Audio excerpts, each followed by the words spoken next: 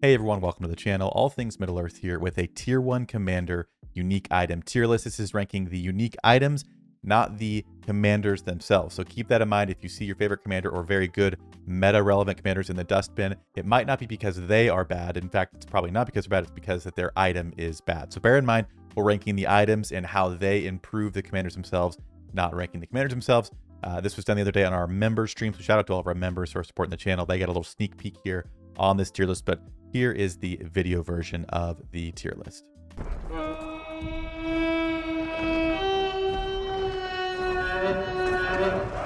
So starting out, we're going to look at Gorbag first, since he is who I have fully refined. For me, I do think Gorbag does get better. So what I think we're going to do is, if they stay exactly the same, they're probably going to be in about the B category. It's like, hey, it's probably has some use. Maybe it's fun. It saves you from using a gold item or having to hunt for a gold item, whatever it is. I'd say if it just like keeps them on par, like a cutlass or some random gold item would be about the same. I think that'd be about a B for me. If they get better, then I think that changes the conversation. But if you guys don't know, Gorbag is the glaive of Minas Morgul. Let's pull it up over here so we can see the fully refined stats. Well, first of all, it has might and focus, 30 of each, and 3 army attack for orcs and Uruk-hai. And then orcs defense is increased by 26, modified by the commander's focus stat. So I think it's very good on Gorbag because A, you get army attack, which is a very helpful stat for this team. They are a heavy damage dealing team, so that just plays into that well.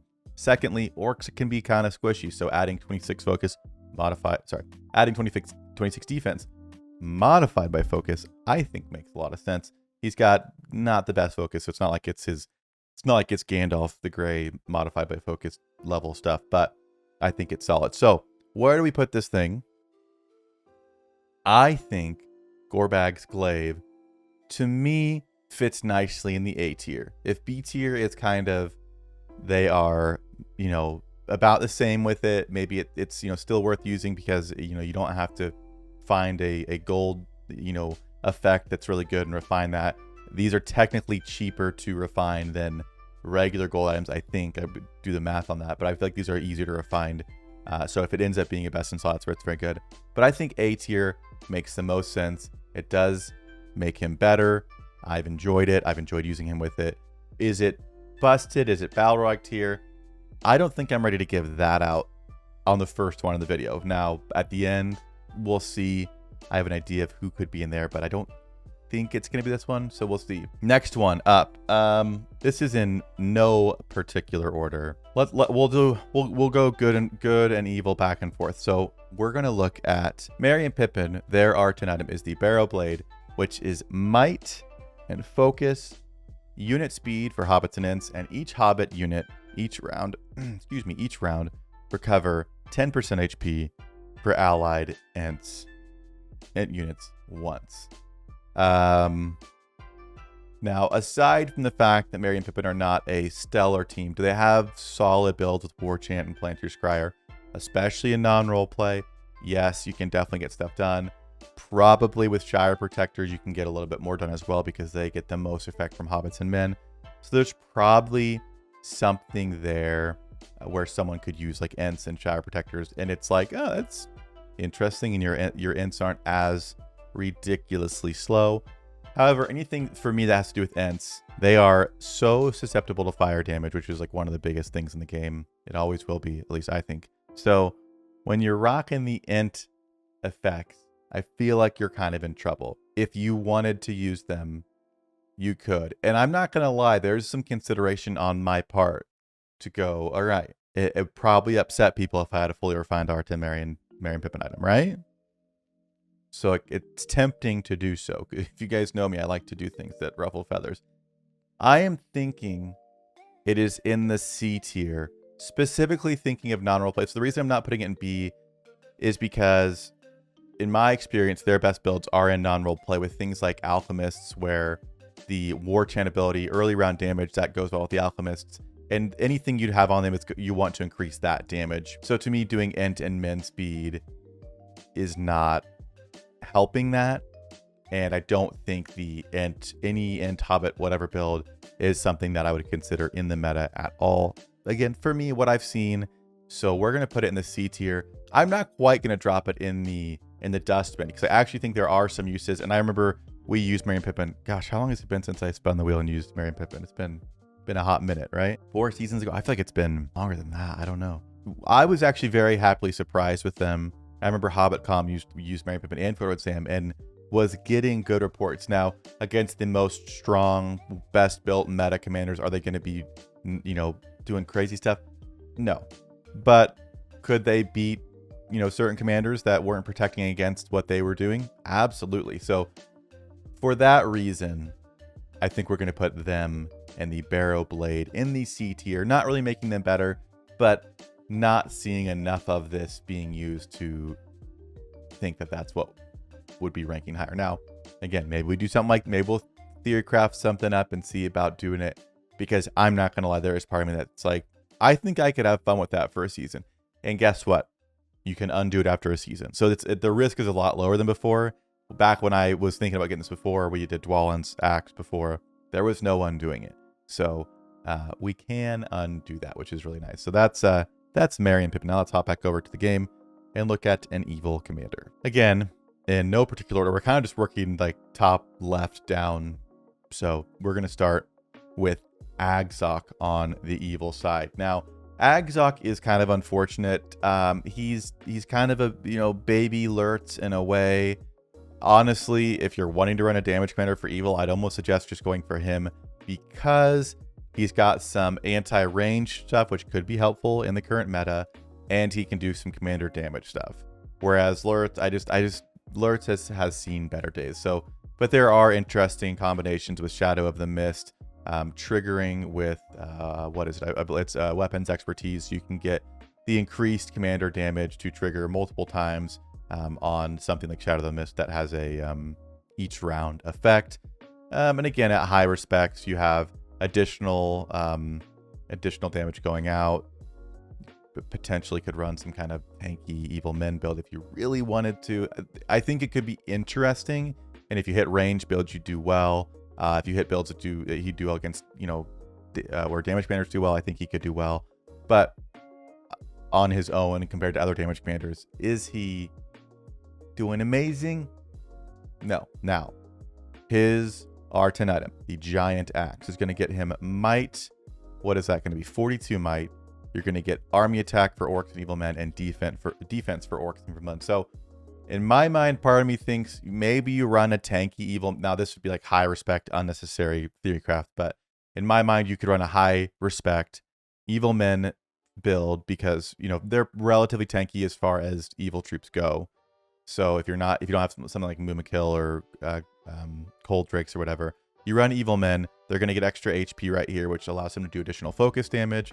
You can then increase the amount of physical damage that the enemy is receiving, as well as an anti-heal. So in theory, if you could max out almost all this tree and his damage tree, I think it'd be interesting.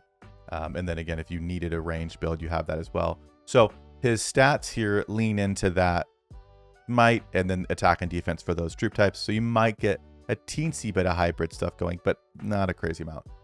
The thing that stinks, and why this is probably going to be dustbin, is that his damage dealt is increased when battling on stone producing land. So 30% extra damage, which is not a small amount. 30% is decent. I just hate the effects that say you have to be battling on a certain type of land. So I don't know about you guys, but I feel like this probably has to be in the dustbin. I don't think it's best in slot for him. I feel like if you were really going to look for one, you'd be running a battle axe with cleave. I have to look through and see if something like a frenzy would benefit any bits of his kit.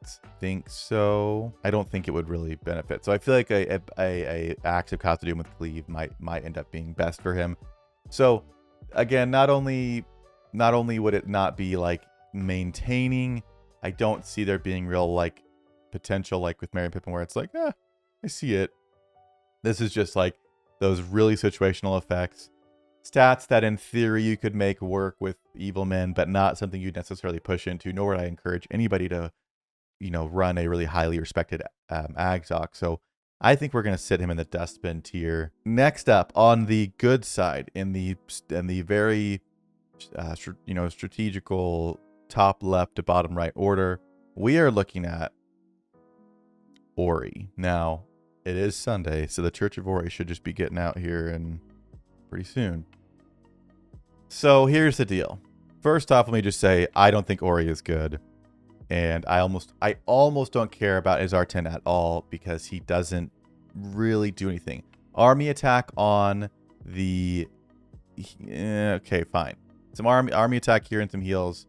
Then you have Durance Blood, so there's some commander damage. Then you have reduced burn damage. I mean, it's like he's all over the place. Now his R10 item is going to boost ranged troops. So it's might and focus, speed for dwarves. We don't really care about that. In the first 4 rounds, or no, sorry, preparation 4, which means wait until. So after round 4, or on round 4 onward, allied ranged dwarves each round have a 100% chance of causing max damage. Now, the idea here is that the master axe throwers, I believe, have a really big damage range. So paired with the right gear, again, let's pull the walkthrough up really quickly so we can see what lunatics exist in this game. Paired with the right gear, I bet it's kind of interesting. That's like, that Ori isn't even running it. Like, okay, so here's the example of what you would do. You would run this with the master axe throwers who have a very big damage range. You got some other guys in there to tank and reduce defense and other gear to just, again, you could probably have even better gear, but like the investment just to make these guys good,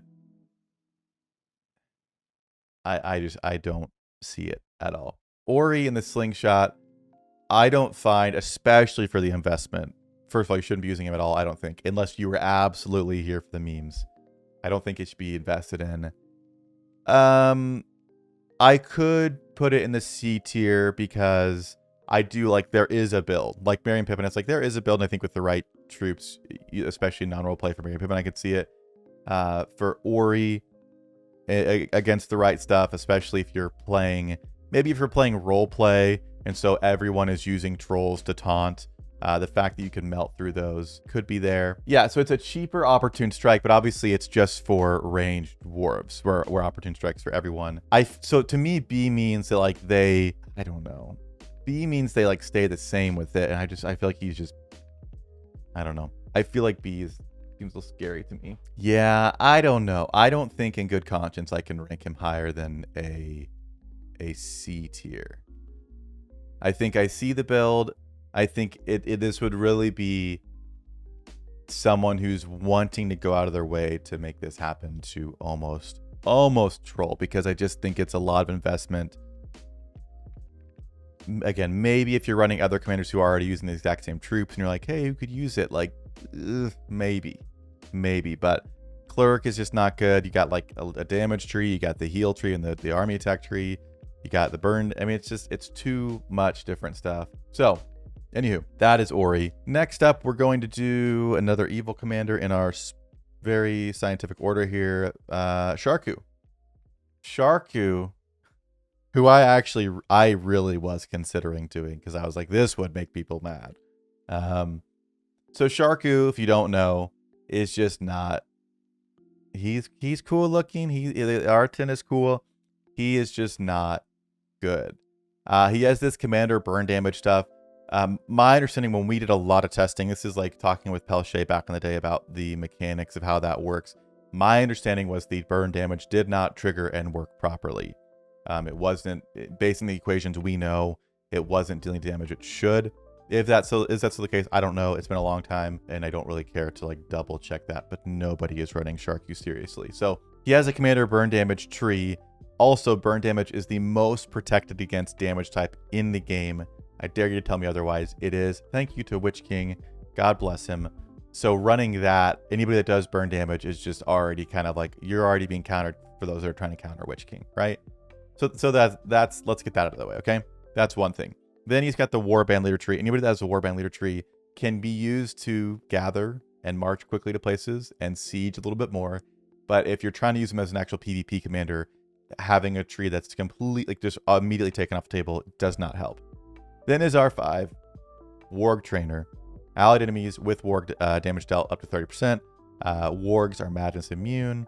Allied enemies with warg recover, or allied armies with wargs recover HP modified by focus, and then warg defense. So basically he has one thing for wargs, and it's not really enough, and wargs aren't really good, and so if there were more wargs in the game, and he was like actually more of a mounted, like he could be an Eowyn, where it's like give him like a little bit more to go with the wargs and the mounted. Give us some more wargs first of all, please. A ranged warg maybe, a baby warg maybe, and let's roll with it. First of all, he's not good. Second of all, his leader ability is Sharku gets might, focus, and speed plus 30 when the army includes raiders. You heard that correctly, which equates to like 1.5% in each of those categories, by the way. Not a good effect. And you get siege for your units. Now, if you were using him as a utility commander and sieging with him and wanted to do that, that's fine. But the Shield of the White Hand would just be better. It is bad on so many levels.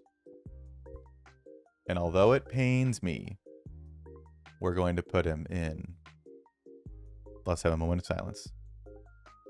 The dustbin. So the place that I'm in this game, for those curious, is I'm getting a little tired of the same meta, and I think I would have a lot of fun running some just off-meta commanders, but I don't want to get just destroyed in every battle. I'm okay being strategic with it and trying to, hit the right stuff, but some of them are just too bad. But I would like to try some unique stuff, potentially. All right, that's Sharku, poor guy. Next up is going to be this guy, who I have used on my other account, Haldir, with the unique item, the March Warden's outfit. The big thing here is that previously,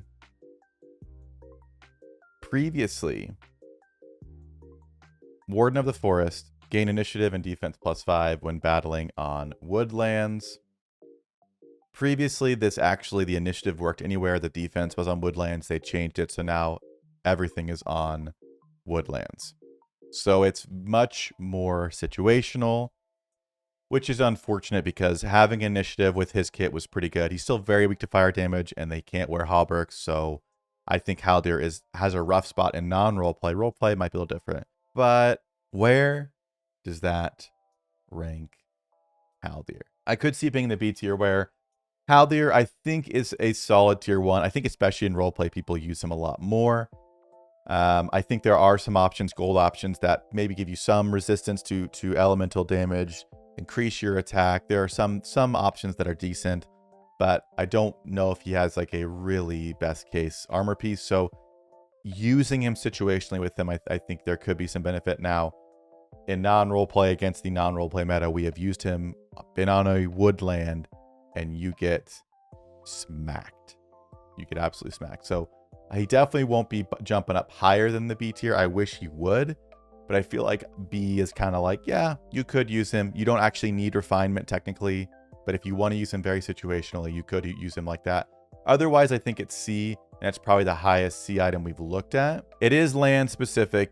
I guess my issue, or my difference between him and what's his face, Agzok, is that Haldir, I think, is a little bit of a better commander. So I guess my starting point's a little bit higher, but the land specific is kind of tough. So we could also say, hey, all land specific ones are going down in the dustbin. I could hear that argument as well, or split the difference, like I said, and top of C, just because it's like Haldir's a little better, and I think it does have some use. I think initiative is better than a little bit of extra defense or extra damage that Agzok gets. Personally, I think that makes sense right now to me. Next up is going to be Grima. Now, Grima, I think, is already one of the better tier 1 evil commanders. I do think he shines the best against damage commanders. Otherwise, he has a lot of damage reduction that he does. And I think at higher respect, he can be very annoying. Okay? So I think he's a solid commander. Now, his R10 item also increases the commander damage portion of what he does. He has a 100% chance of activating a level 6 Worm Tongue. The level 6 I don't really care about, but it basically just means that a round earlier, you're going to inflict the enemy commander with madness, which I think is not a bad thing at all. I wish that all the commanders who had these types of abilities, like Legolas is another one, Lurtz, I wish that it was 100% chance and like a max level, because I feel like then you actually get more stuff going out or more damage or whatever. But I feel like you're just basically trying to get the effects to trigger. So I think his can work. So let's do, is B tier too bad? I mean, I know Grima himself is good, but I feel like B tier is reasonable. It's like he doesn't get worse with it. He situationally does some different things, but I think a Cutlass could be a different one, a different good option. Again, I see this sort of regularly. Like, it's not one I don't see. I think people like it. I think B is a pretty solid ranking for him. B tier. All right. Short and sweet. We got a handful of these. There's no reason that we need to take like a zillion years. Let's jump up to Dwalin next, because he's up there in the top right by himself. Dwalin's unique. Well, first of all, Dwalin I think is one of the best commanders in the game, especially being a tier 1 damage commander. He's got the burn protection here. His kit, unlike Ori's, actually works together, and he is like just like that affordable, annoying commander who is never fun to hit. He definitely, and he scales really well with respects. Again, Dwalin's great, right? His R10, which I have had and I have used, unfortunately. Normal attacks have a 20% chance of dealing additional damage. Now, when I had this item, it worked differently. And even though it said normal attacks, this effect applied to every damage that he dealt. So it kind of ended up working out, because every time he did any kind of skill damage, you had the additional chance to trigger pretty good amounts of damage. So the 20% that's pretty low was solid. Now it's just normal attacks and a 20%. I mean, honestly, if it was Dwalin normal attacks deal 100% extra damage, I don't even think that would be like that crazy. It's just bad. I think Dwalin is going to be one of the best commanders in the Dustbin tier. Now, Dwalin's not Dustbin. His R10 item is Dustbin. It is, in my opinion, easily beaten out by purple items, and there's no reason anybody should be running this. I just don't think it's good. Next up on the list is going to be Shagrat. Now, Shagrat himself as a commander, we're not going to get into it. I don't want to. There have been some conversations, which I think are interesting, about how the Watchman of Kirith Ungol tree obviously is very good with orcs, and the idea is that I guess he can compete with, or some people have said he's a better version of Gorbag. To me, while defending, so I feel like you have to be defending. There's extra defense here, everything that has, and then I don't know. I don't think there's anything else crazy in his kit, so I don't totally see it. But regardless, his R10 item does not go with that. What you would use him for orcs, which is his best case, this you do get attack for orcs, but other than that, a Cutlass does that. Other than that, the actual effect has to do with Uruk-hai.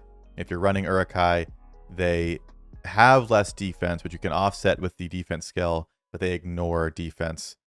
But you have to only have Uruk-hai, which I don't think you'd ever really do. And it's not like you could run this isn't like an accessory and you could run a retaliate build with Uruk-hai or something, because there could be an interesting build there, maybe, where there's like a hybrid. I just don't think it's there. So I think, at least for the R10 item, I don't think there's any question that, unless I'm missing something, I think it's Dustbin.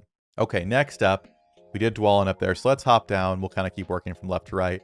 Next up is going to be Eowyn. Now, Eowyn, I think Eowyn's a solid commander. She's a mounted commander, tier 1. I feel like she's what Sharku should be, or could be, just in terms of that tier 1 mounted commander that people can start with and enjoy using, and ideally have some use into the late game if you wanted to. So what I have seen, again, now, is she outclassed by Theoden and Eomer kind of quickly? Yes. So that's why I don't think she herself ranks too highly. However, what people do is they use this, which is melee units, range damage received, negative 30%.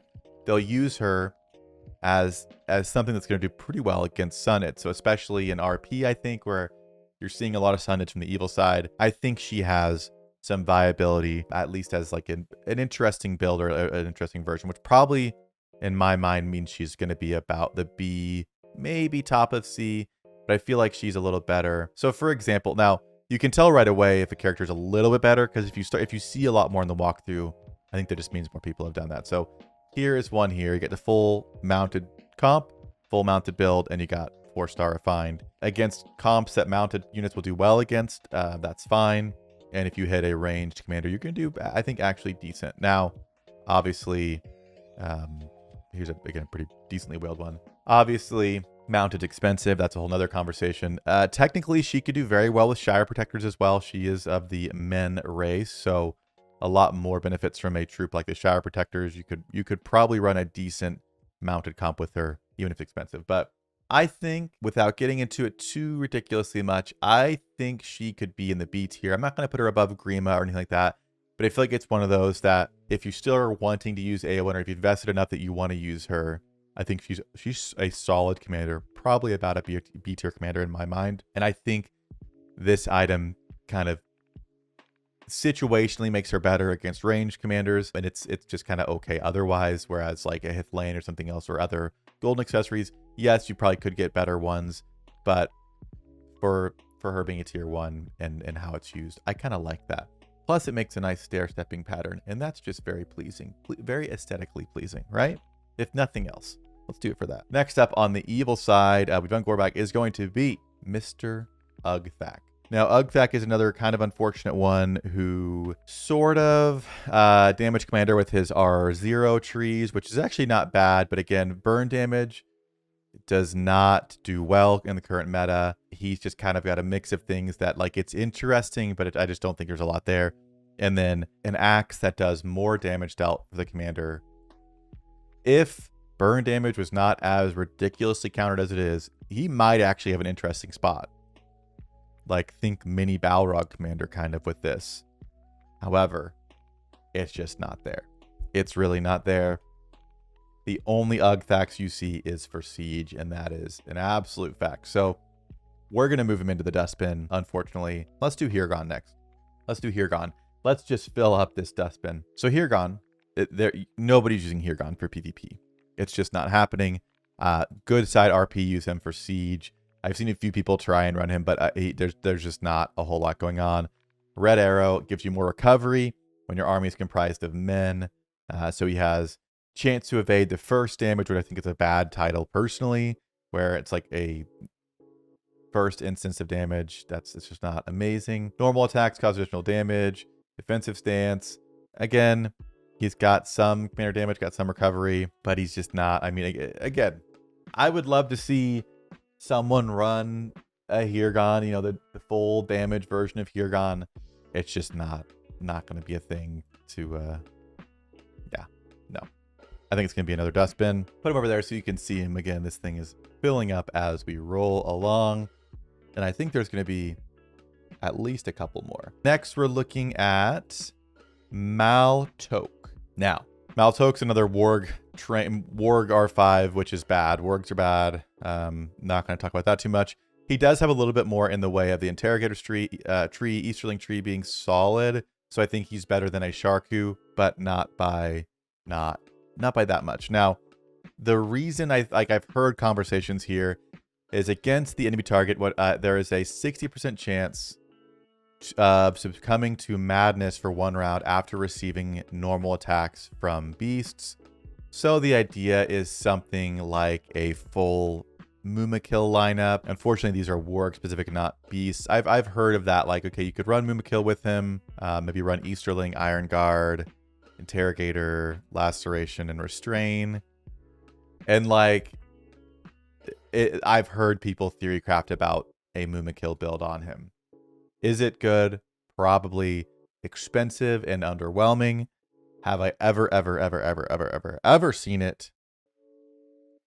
No, I have not. So I think we gotta put it in the dustbin. Yeah, we're gonna put him in the dustbin. I was like, I mean, I see, it's like the C tier is like, I see the use. I can kind of like see the theorized use. It's not enough for me. Next up on the good side is Boromir, or Boromir, but I like when people call him Boromir. Like, he's a bro. Boromir is a hybrid troop buffer and commander damage commander. Boromir is an interesting commander. He's one of those, also, every time we do a tier list and talk about commanders, he gets brought up as a very solid option. Now, he has first 3 rounds commander and unit increased damage, which I think is a very unique and very, very good skill. His unique is an A. It keeps his units boosted for 8 of the 10 rounds in terms of, or out of the battle. Yeah, because it's round 6 onwards. So he's got 1, 2, 3. So he misses 4 and 5, and then he gets 6 through 10. You get that pretty increased amount of damage, although not for himself. Although he is a min. He is a min, which would be nice if commanders fell into that, but they don't. So I see it. I see the potential. I think hybrid commanders are some of the best ones in the game. So the fact that he could do some things, I think is interesting. However, the issue I have with Boromir is kind of that I don't see him, but I think that's because I'm a non-role play, to be completely honest. I think overall it's a very, I think it's far and away the best item for him. I think it's a solid item, and I think the conversation is not how good Boromir it is, it's how good the item is, right? So that being said, I think A is reasonable. Now, if he's an A, I kind of feel like that should bump up someone like Gorbag to the Balrog tier, because I do think Gorbag, I know as a commander he's better, but I'm just thinking about, I guess, again, this is the items are ranked, not the commanders. I got to remember to keep that in check, because I'm like, I don't think Boromir's as good as Gorbag.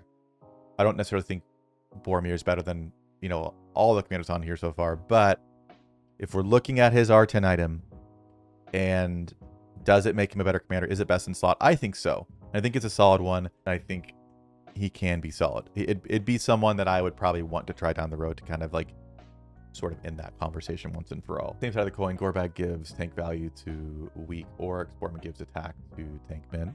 Yeah, that's a good point. That's a good point. I'm okay with it being in the A tier. Again, the items are being ranked, not the commanders themselves, because that's a long conversation of how well the actual, you know, commanders do. So I think just ranking the items, A tier. Next up on the list is going to be Khaldoon. Now, Khaldoon is another one of those that is going to rank lowly with his item, but he himself is very good, very good. Kind of evil men turned to hybrid damage commander. Starting to see a lot of R25 Khaldoons. However, his R10 item is not good. It is, you know, basically equal to the purple Easterling spear. And like you said too, it's not even a thing. Even if it was, I still feel like the cost is atrocious for what it does compared to a purple one. So, anywho, unfortunately for the Khaldoon lovers out there, the desert spear, what is it called? Fang of the East, is going to be dustbin, not Khaldoon. Now, there's a couple of S tier commanders in this dustbin. Their items they are good. Now, imagine if their items were not dustbin. That would be crazy. Khaldoon and Dwalin, for example, had good R10 items, best in slot R10 items. That could be freaking scary, but they're not. They're very much not. So the last good side one we're going to look at is going to be Faramir, and he might rank the most highly here. So first of all, Faramir, mostly the thing you're leaning on here is guide. First 2 rounds, he's a glass cannon. Everyone deals extra damage. They have stun immunity. And then you have extra defense as you go along and extra damage for men right here. So men, early round damage. High respect Faramir, which I am like kind of interested in. You can get some commander damage stuff going for Faramir. He's got some rush skills. So at high respects, you start to run the Rangers of Cillian tree completely. You run guide with armed escort, air with nobility. You can run foresight, although there are items to do that, but you could run foresight as well and use something else as the item. But basically running all the damage Faramir has and the glass cannon stuff here. So there's a little bit of hybrid nonsense going on, but the R10 item really makes this thing nice. First 2 rounds, Faramir and allied range units gain initiative, so they go first and deal 60% extra damage. I think we got to put someone in the Balrog tier, so maybe it should be him, and maybe we got one more. Maybe I don't know what you guys think, but you think A or Balrog?